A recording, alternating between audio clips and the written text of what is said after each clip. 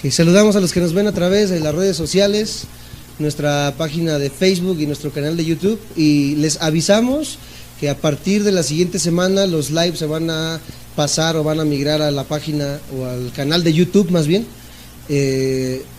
ya que hay más gente que nos sigue en esta red social, además de que en otros países están comenzando a suscribirse al canal. Gracias a Dios ya pasamos los 100 suscriptores y les damos las gracias de que tengan a bien el buscar el Evangelio de verdad. Así que próxima semana vamos a estar en YouTube en vivo y en Facebook retransmitiendo nuestras diferentes sesiones. Así que les recordamos que estamos estudiando la serie del libro de Romanos o del Evangelio de Romanos.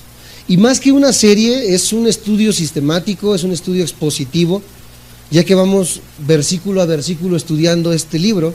Es un estudio que nos va a llevar, yo les decía que un año, pero creo que es imposible, nos va a llevar como 4 años estudiar el Evangelio de los Romanos, porque llevamos más de medio año y no terminamos ni el capítulo 1 todavía.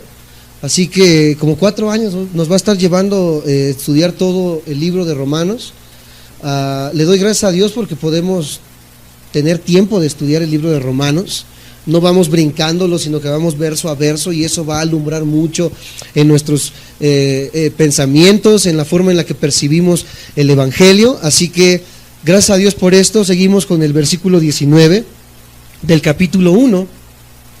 Así que vamos a darle desde el versículo 18 rápidamente lectura para repasar solamente un poco y brevemente de lo que hemos estudiado.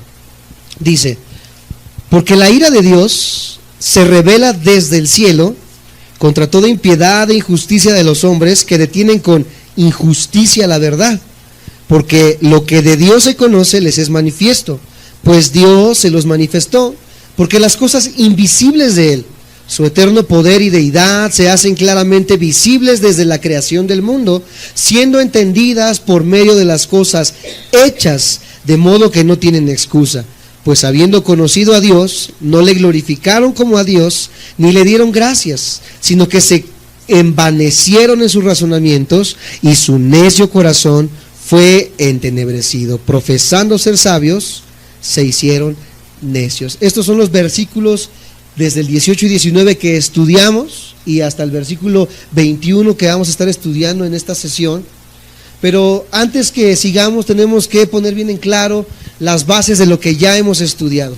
Y es importante que observemos cuidadosamente que Pablo presenta el Evangelio, y que él comienza presentando el Evangelio con la ira de Dios. Eso es lo que estudiamos en las sesiones pasadas, que primero debemos de presentar el mensaje con el problema y después con la solución, porque es la manera en la que Pablo está comenzando a presentar el Evangelio a la iglesia de Roma a través de esta carta. Pablo comienza a hablar acerca de la ira de Dios, empieza a mostrar las características de la ira, su naturaleza, su causa, su alcance, como ya lo hemos estado estudiando, y después de ello, amados santos de Dios, nos damos cuenta que de dónde proviene esta ira, y dice que se revela desde el cielo contra toda impiedad.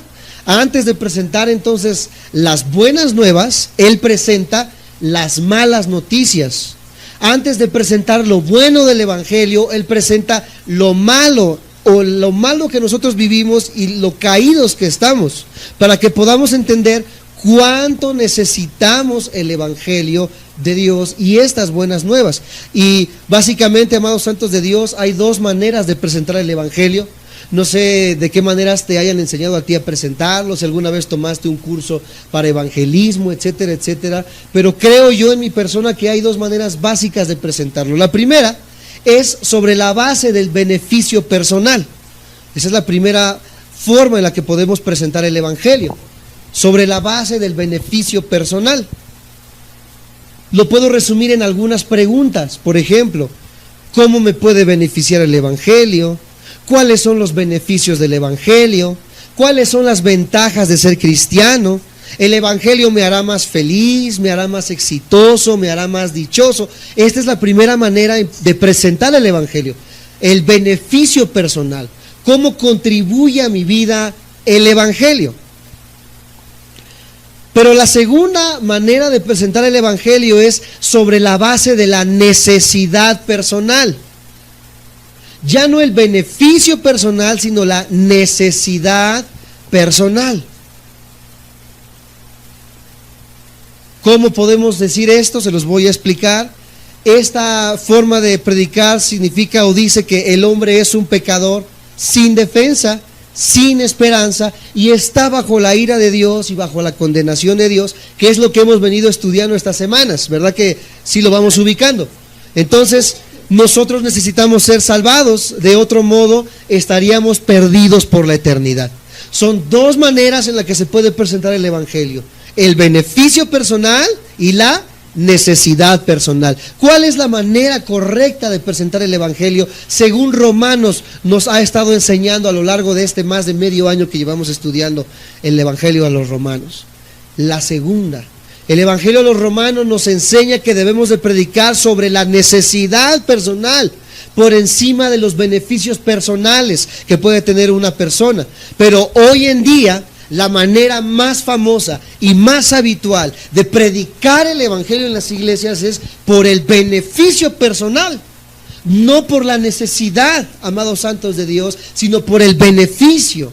Hoy la iglesia enseña que tienes que buscar a Dios para que seas feliz, para que haya libertad financiera, para que tengas sanidad, para que tú seas próspero, para que tu matrimonio se restaure, para que tengas el coche de tus sueños. Estaba escuchando a la antigua cobertura que nosotros tuvimos, un hombre que se hace llamar apóstol a sí mismo, una iglesia muy grande de 6,000 miembros, y lo escuchaba hace como medio año predicar de esta manera, y él decía: tú debes de predicar a un Cristo en victoria.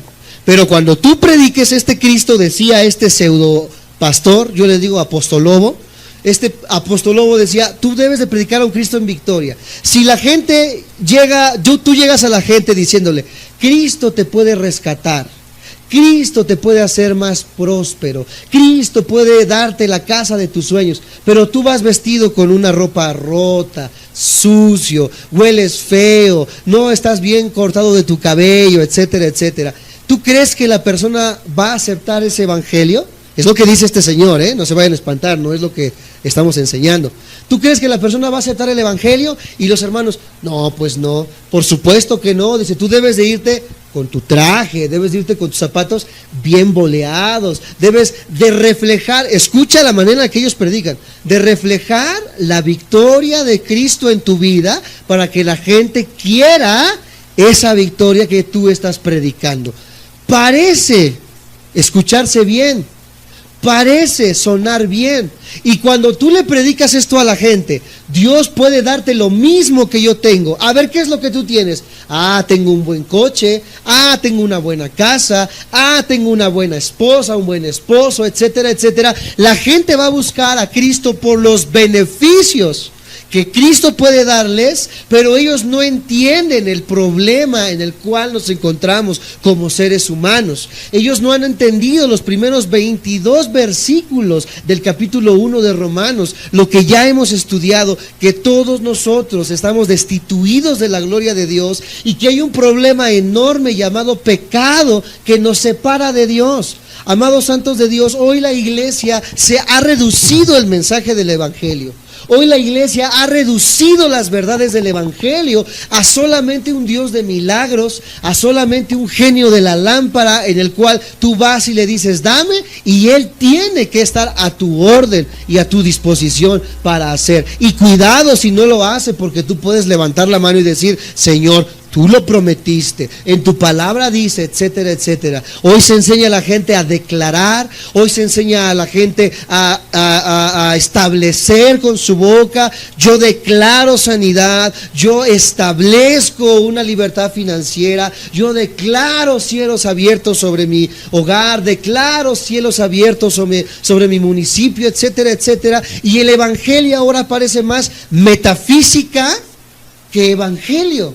La metafísica, ¿qué enseña? Lo que tu mente crea y piense, eso es lo que va a hacer. Tú piensas que eres sano y vas a hacer ¿qué? Tú piensas que vas a ser rico y vas a ser rico. Mentalízate, confiésalo, levántate en la mañana y di: hoy va a ser un gran día, hoy va a ser un día bendecido. Hoy así están los pastores.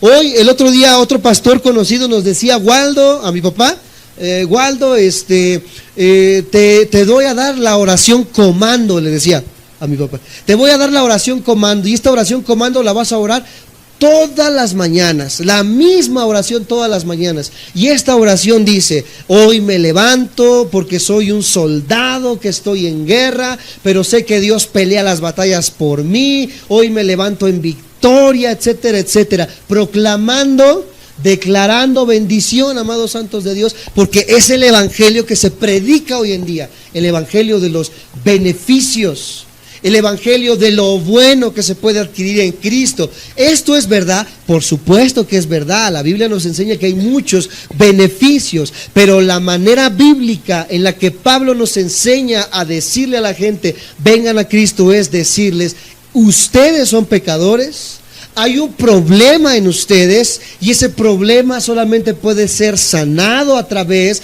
de la fe y el reconocimiento de que Cristo murió por ustedes. Ustedes necesitan arrepentirse antes de recibir los beneficios. Pero hoy en día se da los beneficios primeramente. Noche de milagros. Ven a la iglesia porque este jueves vamos a estar sanando a los enfermos. Óigame usted. Mira, nada más ya se sienten Habacuc, Malaquías, Jeremías, estos hombres. Ya le dicen a Dios cuándo hacer milagros. Ya le dicen a Dios cuándo hacer las cosas. Amados hermanos, cuando sabemos que Dios es un Dios soberano, que si quiere sanarnos, nos va a sanar. Y si no quiere y nos quiere dejar con nuestra enfermedad, como a Pablo lo dejó, y en 3 veces le dijo: sáname de este aguijón, y Jehová le dijo, Jesús le dijo: bástate mi gracia. Si a Dios le place en su gracia que nosotros permanezcamos con una enfermedad, ¿quiénes somos nosotros para decirle a Dios qué debe de hacer? Pero hoy la iglesia ha enseñado que Dios hace lo que nosotros queremos, cuando Dios sigue haciendo lo que Él quiere hacer. No sé si me siguen. Debemos admitir que estas cosas no son ciertas. Por supuesto que la satisfacción, la felicidad, la libertad son muy atrayentes, pero, amados santos, solamente se centralizan en cierta porción del evangelio. Pero debemos presentar entonces el evangelio sobre esta base. La respuesta es no. ¿Era este el acercamiento de Pablo a los creyentes de Roma? ¿Así llegó a predicarles Pablo? A ver, romanos, ustedes van a ser libres de las ataduras del pasado. Hoy levántense en fe y van a recibir los milagros del Padre, y los cielos le van a ser abiertos. ¿Así predicó Pablo? Por supuesto que no, amados santos de Dios. Están las personas satisfechas con su estilo de vida, pero no ven ninguna razón para hacerse cristianos algunas de estas personas. Si tú llegas a las personas y les dices: ¿quieres recibir a Jesús? Una persona que tiene un automóvil, que es doctor, que es licenciado en, no sé, ciencias políticas, que es jefe de su bufete de abogados, que tiene una buena esposa, que es moral, etcétera, etcétera. Si tú llegas a las personas y le dices a una persona así: ¿quieres recibir a Jesús? ¿Por qué? Porque Dios te puede dar un nuevo coche. La persona va a decir: bueno, yo ya tengo un coche. ¿Quieres aceptar a Jesús porque Él puede restaurar tu matrimonio? ¿Qué va a decir la persona? Bueno, pues yo tengo a mi esposa, ¿qué me va a restaurar? Mi esposa es una buena esposa, mi esposo es un buen esposo. ¿Quieres recibir a Jesús porque Él puede darte una mejor casa? ¿El qué va a decir? Vivo en Interlomas, ¿qué mejor casa me puedes dar? Tengo una casa en Los Cabos, tengo otra en Cancún. ¿Qué necesito? La gente que tiene un buen estilo de vida y que conoce este buen estilo de vida no va a aceptar a Cristo por los beneficios. A esta gente no se le puede predicar tampoco de esta manera, amados santos de Dios, porque ellos ya conocen lo bueno de la vida, pero no entienden que por encima de lo bueno de la vida hay un problema mayor llamado pecado, y que este pecado nos destituye de la gloria de Dios. No sé si me estoy explicando. Por eso no podemos seguir predicando solamente lo bueno, porque muchas personas ya conocen lo bueno y los beneficios de tener una buena vida. Estas personas no van a aceptar este evangelio por esta razón. El cristianismo está bien, van a decir, para ti, si te hace feliz, pero a mí no me hace feliz. A mí me hace feliz echarme mis botellitas de Bucanas, a mí me hace feliz, ¿verdad?, echarme mi churro 2-3 veces a la semana, a mí me hace feliz hacer cierto tipo de cosas. Si a ti el cristianismo te hace feliz, adelante, pero a mí no. Pero yo me siento contento y feliz con la manera en la que estoy viviendo ahora. Ese es el pensamiento de la gente que no conoce el verdadero evangelio. ¿Me explico? Me dicen amén. Ellos no ven una necesidad, ni ven a Cristo como una necesidad. Solamente aquel que está necesitado ve a Cristo como una necesidad en cierta manera, pero no entiende el problema del pecado en la vida de la persona. No entiende los separados que estamos de Dios. No entiende la necesidad tan grande que hay de volver a este Dios. Una ilustración muy breve, muy raquítica para explicar esto. Por ejemplo, tú eres una persona muy sana. No tienes ninguna enfermedad, no tienes ni triglicéridos altos, ni colesterol alto, ni azúcar alta. Bueno, eres un gran atleta, ¿verdad? Tienes cuadritos en la panza y toda la cosa. Ok, te marca tu doctor y te dice, a ver, Juan Pérez, esta semana no tenemos nada que hacer en el hospital, ¿crees? Y iba a decir, ¿a poco, doctor? Sí, y pues se nos ocurrió que queremos operarte. ¿Te dejas? Sé que estás sano, pero si quieres te opero y te arreglo algunas cositas. Tú vas a decir, ¿pero qué me vas a arreglar? Estoy sano, estoy bien, no necesito nada. Si lo haces va a ser nada más porque quieres, ¿verdad? Pero no porque lo necesites. Pero a diferencia de aquel que tiene cáncer terminal, a diferencia de aquel que tiene leucemia, a diferencia de aquel que tiene hígado graso, etcétera, etcétera, no va a estar esperando la llamada del doctor a ver si tiene tiempo, ¿no? ¿Qué va a hacer esta persona? Va a correr a buscar, ¿verdad? ¿Por qué? Porque tiene una ¿qué? Una enfermedad que se convierte en esta necesidad. Amados santos de Dios, el ser humano, aunque tenga todas las cosas, tiene una necesidad, y esta necesidad no es material, no es física, no es de salud, es una necesidad de no pasar una eternidad bajo el juicio y la ira de Dios.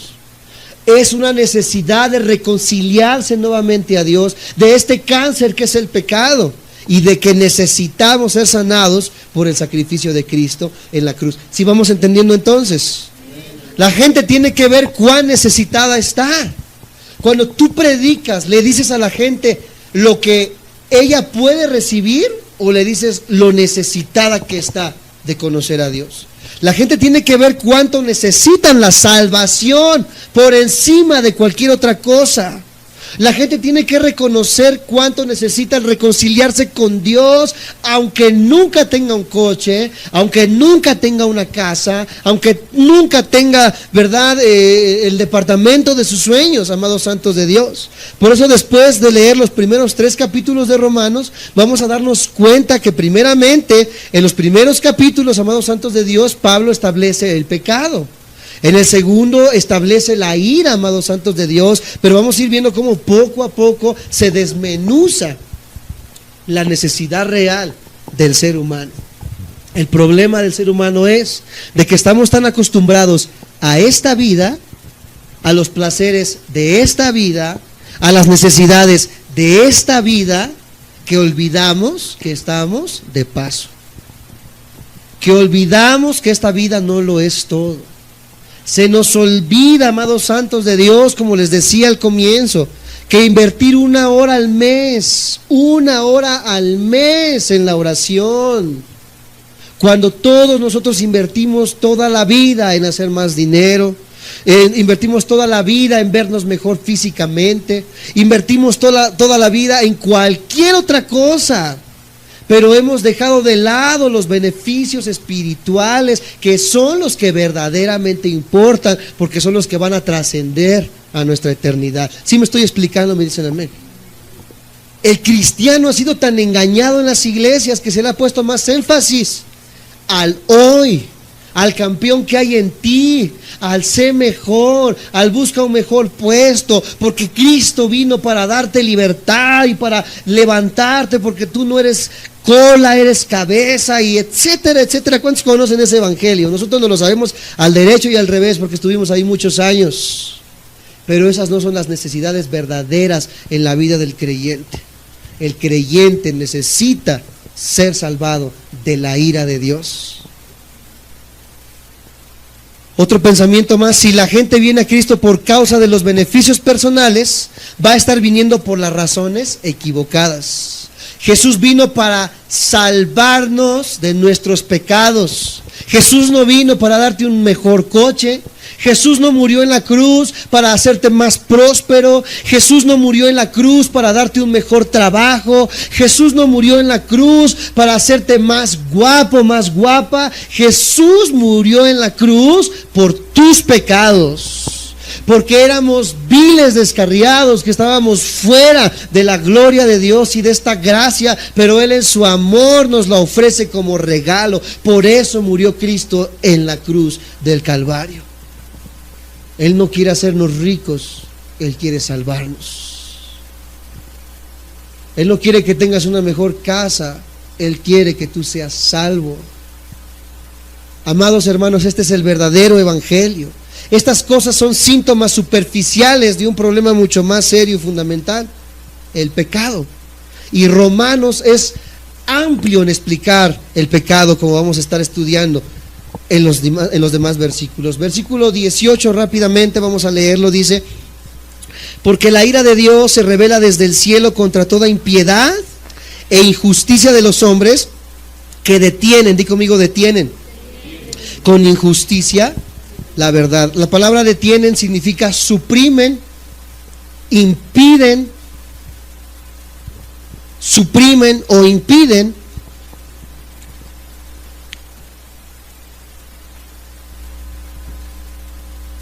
y debo de hacer mucho énfasis en que tenemos que notar, amados santos de Dios, que esta gente de la que hablaba Pablo no desconocía el evangelio y no desconocía a Jehová o a Dios, sino que ellos conocían de alguna manera, como vamos a ver, a este Dios, pero ellos conociendo seguían impidiendo que el evangelio llegara a sus vidas a hacerse una verdad. Romanos 19 dice, ya vamos avanzando, gracias a Dios, porque lo que de Dios se conoce les es manifiesto, pues Dios se los manifestó. Aprendimos entonces en el versículo 18, en las demás sesiones que tuvimos, que esta gente no ignoraba la verdad. Ellos tenían la verdad, pero la suprimieron. Pablo explica ahora con cuidado a esta gente cómo esta gente poseía la verdad concerniente a Dios.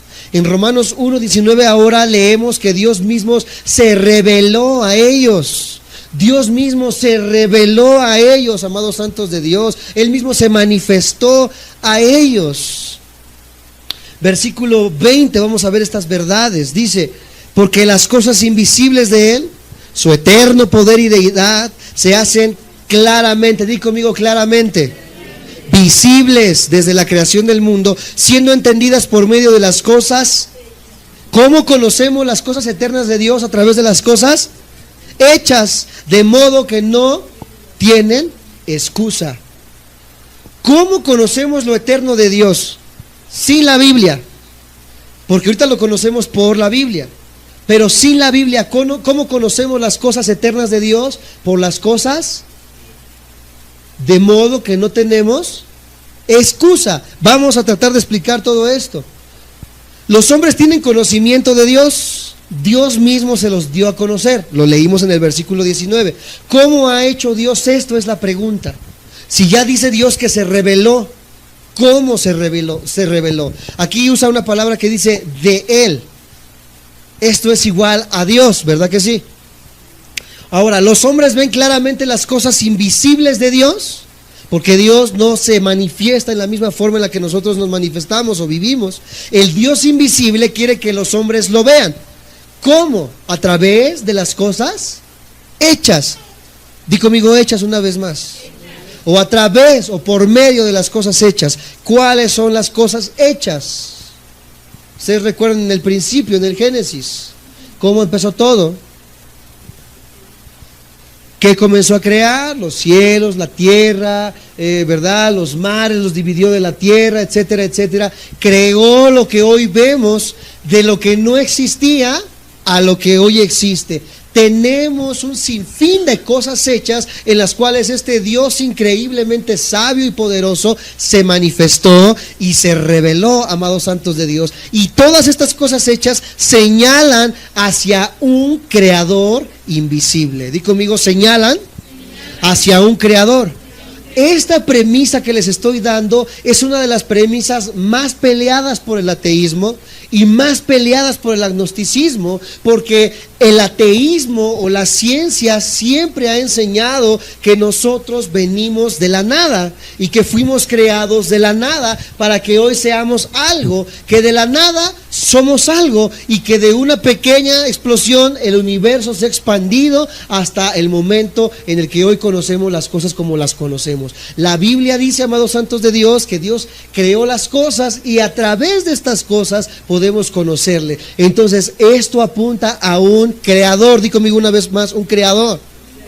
Tú conocías que Dios es creador, sabemos que Dios es creador, pero no entendíamos que Él se revelaba a través de la creación. El diseño en la naturaleza entonces señala a un diseñador.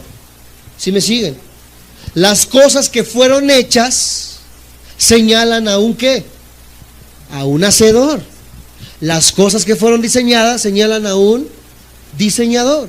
Tú estás sentado en una silla ahorita que fue diseñada primeramente por un diseñador, por un, ¿cómo se llama estos? Arquitecto, otro nombre que como es Joan, es ingeniero. Ingenieros, arquitectos diseñaron esa silla. ¿Para qué? Para que cuando tú te recargaras tu peso no te llevara hacia atrás y no te cayeras, para que cuando tú te sentaras estuviera a cierta altura tus rodillas, etcétera, etcétera. Y después vinieron las fábricas a hacer las cosas hechas. Entonces, amados santos de Dios, de igual manera este universo perfecto en el cual nosotros vivimos tuvo que ser diseñado de una increíble manera para que hoy funcione de la manera en la que funciona. Un planeta que está inclinado a 23 grados sobre su eje, que nunca cambia su eje y que si su eje llega a cambiar algunos milímetros, todo el clima de la Tierra se vería afectado, que gira sobre de su eje para poder darnos el día y la noche, que rota en una manera elíptica alrededor del Sol para darnos las estaciones, primavera, verano, otoño, invierno, etcétera, etcétera, que a su vez el universo gira, ¿verdad?, sobre el universo, etcétera, etcétera, los campos de gravitación y todo lo que en el universo subsiste. Si tú ves una computadora que ni siquiera se asemeja en lo más mínimo al universo tan increíblemente vasto, y vemos que esa computadora fue diseñada por alguien, pero ¿quién de nosotros podía concluir que nos encontramos una computadora tirada en las arenas del mar y que digamos, mira, las arenas del mar crearon la computadora? ¿Nos atreveríamos a decir eso en una mente racional? En una mente lógica? Y yo he retado en más de una ocasión a los ateos, a los agnósticos, el que me puedan explicar esto, que tú te encuentres una memoria USB en las arenas y digas, mira, en esta memoria hay un software, y en este software hay un diseño de que este software se pueda utilizar. Software para video, ¿para qué sirve? Para video. Software de fotografía, ¿para qué sirve?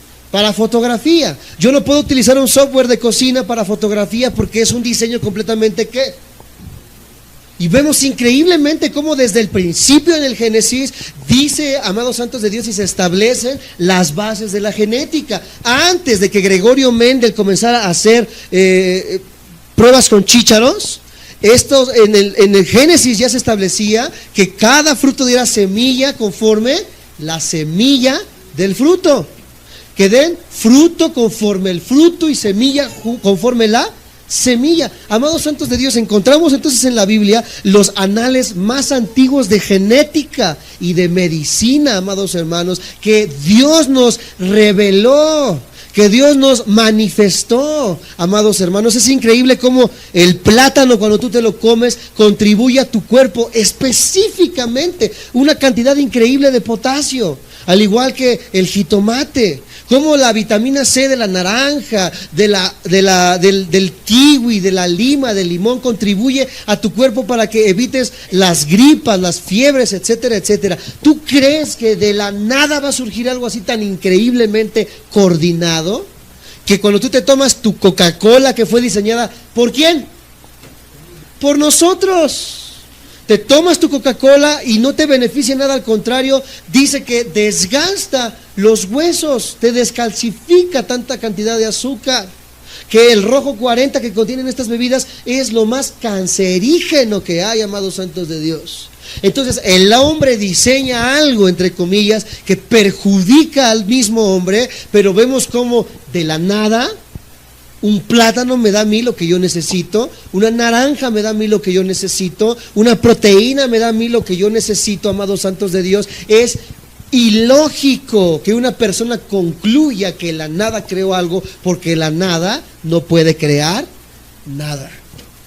Cuando a mí me dicen, es mejor algo que nada, me dijo una vez un agnóstico, yo creo que hubiera sido mejor que Dios no creara nada, hermano, me dijo.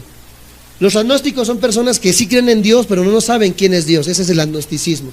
Me dice, sí, hermanito, mira, yo creo que Dios mejor no hubiera creado nada. Y yo le dije, mira, no puedes comparar la nada con nada, porque la nada es nada. No puedes compararlo, de ahí empezamos mal. Tú tienes que comparar algo con algo para que pueda haber una comparación. Ahora que vemos el algo, que vemos los diseños de los cielos, que vemos la forma en la que las estaciones se desempeñan, etcétera, etcétera, tenemos que concluir que hay un diseñador increíblemente perfecto y sabio detrás de todas las cosas que existen visibles. Una vez estábamos platicando acerca de esto, ¿verdad? Le decía esto a unos jóvenes, oye, pero ¿por qué si es una verdad, la teoría del Big Bang se sigue llamando teoría? ¿Por qué si es una verdad, la teoría de la evolución se sigue llamando evolución? Teoría, perdón. Si es una teoría es porque no se ha establecido con verdades. Entonces, ¿por qué se siguen enseñando en las escuelas teorías? Cuando vemos en la Biblia verdades absolutas. ¿De dónde fue formado el hombre según la Biblia? Aquí los teólogos que nos visitan, del polvo de la tierra. Cualquier persona que no tiene ni siquiera conocimiento de la biología dirá, ja, ja, ja, ja, ja, qué cuentos tan más absurdos. Pero aquel que tiene cierto conocimiento de biología sabrá, y de genética sabrá, que el cuerpo humano tiene los 23 elementos químicos y gases y minerales que tiene la tierra, que tú pisas cada vez que sales allá afuera. La Biblia no se equivoca, amados santos de Dios. Vemos en la Biblia cómo Jehová le dice al pueblo judío cuando va caminando, lávense las manos en corrientes de agua. ¿Y qué tiene esto de impresionante, Isaí? Ay, Dios mío. Tan increíblemente como que si tú guardas agua en un pocillo durante un año, ve y lávate en ese pocillo. Ya todo verde, ya todo lleno de moho. ¿Y qué va a pasar si metes la mano ahí? O donde los charcos donde todos los perros beben y hacen sus necesidades, te vas a enfermar. Qué increíble que Jehová les haya dicho, lávense las manos en corrientes de agua. ¿Por qué? Porque donde hay corriente de agua, el agua siempre permanece, ¿qué? No había medicina, pero Dios establecía las bases médicas para que el pueblo judío no se enfermara en la travesía. ¿Se dan cuenta cuando empezamos a indagar en este libro cómo nos vemos que verdaderamente Dios se ha revelado a nosotros a través de las cosas visibles? ¿Por qué en el pueblo judío Dios le dijo que enterraran sus heces fecales? ¿Sabían eso? Jehová le dijo al pueblo judío, entierren lo que hacen. Aquí en México le dicen popó, no sé cómo les digan en su país. Entierren su popó, entierren sus heces fecales. ¿Por qué?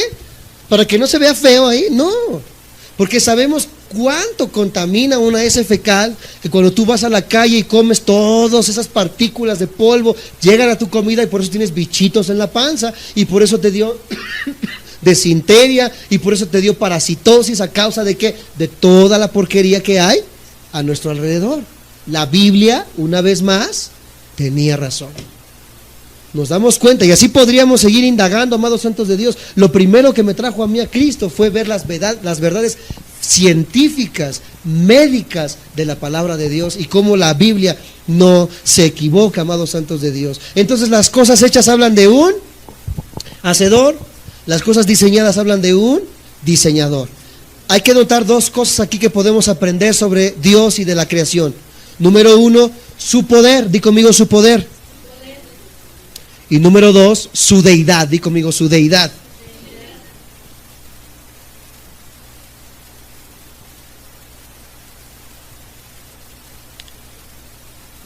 Hay un monte en Estados Unidos llamado el Monte Rushmore. ¿Han escuchado acerca de él?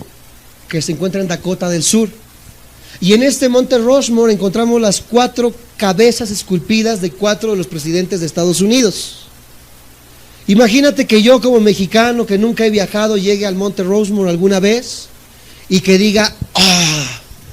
¡Qué increíble es la naturaleza! Mira cómo diseñó esos rostros. Alguien va a venir, ciudad, y lo vasto que es el universo, y lo increíblemente interconectado que es el universo, amados santos de Dios. Y ni siquiera nos vayamos al universo, la increíble cadena que hay en las neuronas del cerebro humano, amados santos de Dios. Podamos decir que la nada fue lo que lo creó. Que de un momento a otro, ¡pum!, aparecieron los millones y millones de conexiones neuronales que nosotros tenemos en nuestra cabeza. Cuando una silla tan pobre en diseño y tan pobre en lo que ella es, tuvo que tener un diseñador y un hacedor. ¿Sí me voy explicando? O si me siguen me dicen amén. Mirando simplemente el Monte Rushmore, el Señor o yo podría aprender ciertas cosas de esto. Número 1 de lo que podría aprender es: estos hombres tienen que haber tenido inteligencia para poder planificar y diseñar estos rostros. Número 2, estos hombres tienen que haber tenido sabiduría para poder diseñar estos rostros. Estos hombres, número 3, tienen que haber tenido poder para poder tener y esculpir esos rostros. Y número 4, estos hombres tienen que haber tenido destreza para transformar la roca en rostros. ¿Verdad que sí? De la misma manera, mirando la creación de Dios, podemos aprender muchas cosas acerca del Creador. Vamos a ver rápidamente qué cosas podemos aprender acerca del Creador en la creación visible. Número 1, el sentido del orden de Dios. ¿Qué aprendo yo al ver los cielos? ¿Qué aprendo yo al ver las estrellas? ¿Qué aprendo yo a ver el planeta, etcétera, etcétera? Número 1, el sentido del orden de Dios. Él es un Dios de orden. Él es un Dios de leyes. Si yo camino por mi azotea y doy un paso fuera de la azotea, ¿qué va a pasar? Hay leyes. ¿Cómo se llama esta ley? ¿La ley de qué? La ley de la gravedad. Yo no puedo decir como el coyote, ¿verdad? De marca Acme de los Looney Tunes: voy a caminar y me quedo suspendido ahí en el aire. Doy un paso y me voy y me quiebro una pata o me muero. ¿Por qué? Porque hay leyes. Así como también hay leyes escriturales. La ley del pecado, la ley, etcétera, etcétera. Hay leyes inmutables e inalterables en la vida. Dios es un Dios de orden. Número 2, podemos ver la destreza de Dios. Hasta yo podría llamarle de alguna manera la destreza artística de Dios. Aquellos que sabemos un poco de lo que son las bellas artes, cómo podemos ver coloridas puestas de sol. ¿Cómo podemos ver lo impresionante que cuando un pavo abre su plumaje, los colores tan vivos que hay? Podemos ver paisajes tan preciosos como la primavera en Japón, cuando todo Japón se llena de unas flores rosas tan preciosas. Yo puedo decir que Dios tiene una destreza increíble al ver lo bello que Él ha diseñado. Número 3, el poder de Dios. Cuando vemos la fuerza de los truenos, la fuerza de los tornados, la fuerza de los huracanes, vemos el poder de Dios.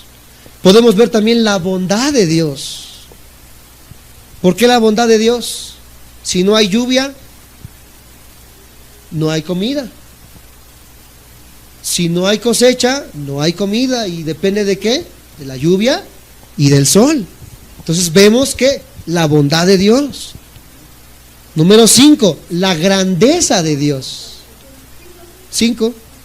Número 1, el sentido del orden de Dios. Número 2, la destreza de Dios. Número 3, el poder de Dios. Número 4, la bondad de Dios. Número 5, la grandeza de Dios. ¿Por qué la grandeza?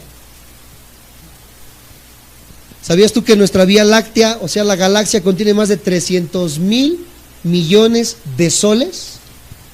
Solamente nuestra galaxia, y hay 1.001.000.000 de galaxias alrededor de esta galaxia, es la grandeza de Dios, como la Biblia establece el primer cielo, el segundo cielo, el tercer cielo, donde es donde habita la inmensidad de Dios, que cuando lo trata de resumir en palabras, dice que sus pies tocan la tierra y que su mano sostiene los planetas, etcétera, etcétera. Dios es grande. ¿Cuántos dicen amén?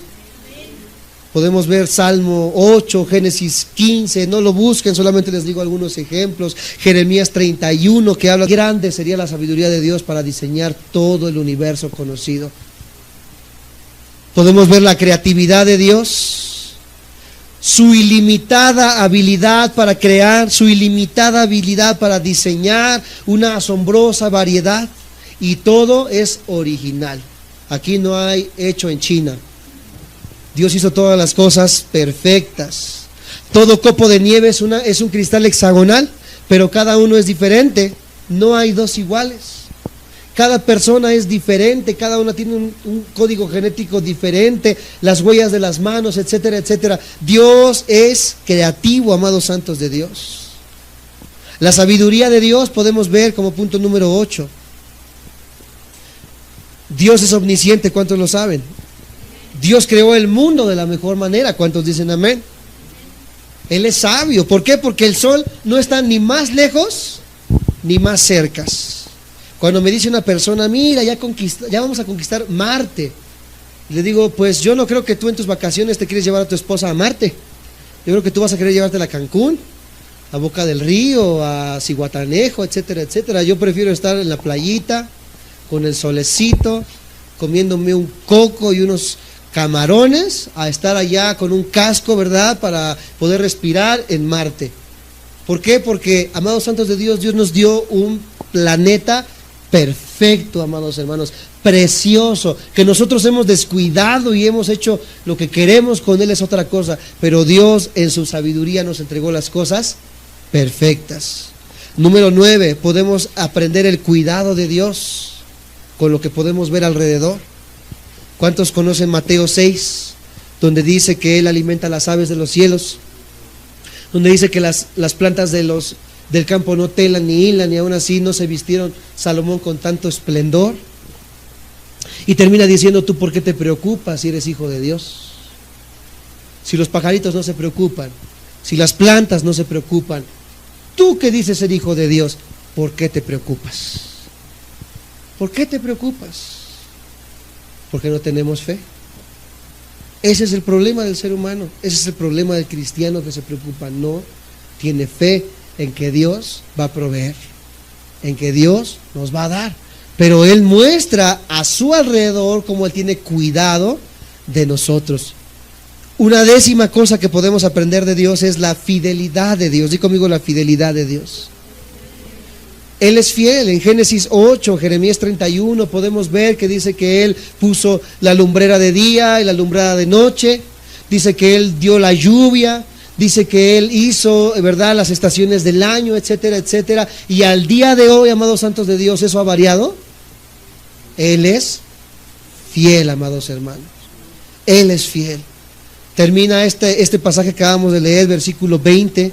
Porque las cosas invisibles de Dios, su eterno poder y deidad, se hacen claramente visibles desde la creación del mundo, siendo entendidas por medio de las cosas hechas, de modo que no tienen excusa, pues habiendo conocido a Dios. Ahora que ya entendimos todo lo que hay a nuestro alrededor, no le glorificaron como a Dios, ni le dieron ¿qué? Sino que se envanecieron en sus razonamientos y su necio corazón fue entenebrecido. Ellos en su corazón siguen diciendo, no hay Dios. Nosotros nos creamos a nosotros mismos. No hay nada más allá de lo que tú puedas conseguir. Tú vive la vida loca, ¿verdad? Y haz lo que tú quieras hacer, porque no hay nada más allá. Amados santos de Dios, aunque Él se ha manifestado, aunque Él se ha mostrado a través de las cosas hechas y no tenemos excusa, nosotros nos hemos hecho duros en nuestro corazón. Hoy, amados santos de Dios, más que nunca tenemos que entender, dice aquí, que no le glorificaron. Fallaron en honrarle, ni le dieron gracias, fallaron en darle gracias, amados santos de Dios. Hoy al ver su fidelidad, hoy al ver su amor, hoy al ver todo lo que Él hace, creo que no hay más excusas para poderle dar gracias a Dios. Darle gracias a Dios. ¿Por qué no te pones de pie? Cierras tus ojos y vamos a darle gracias a Dios. Adelante dice que se envanecieron. Así puestos de pie, en vez de llenar su mente con los valiosos conocimientos de Dios, ellos se volvieron vanidosos. Se entenebrecieron, ellos no tenían luz, porque rechazaron ¿qué? La luz. De modo que solo quedó la oscuridad en sus vidas, la oscuridad en sus corazones. Hasta la iglesia hoy en día, amados hermanos. Y esta noche yo les hago una pregunta a los que están aquí, a los que nos ven por internet. ¿Hay excusa? De alguna manera hay excusa para seguir creyendo solo en nosotros. Señor, no hay excusa. Tú te has revelado a nosotros. Tu palabra es consistente en enseñarnos y decirnos, Señor Jesús, lo grande que has sido para con nosotros. Señor, queremos seguir conociéndote, reconociéndote, Señor, como nuestro Dios. Pedimos que tengas misericordia de todas aquellas vidas que volviéndose necias, su corazón se ha entenebrecido. Nosotros queremos agradecerte, Señor. Nosotros queremos alabarte. Nosotros queremos exaltarte. Nosotros queremos darte la gloria y la honra.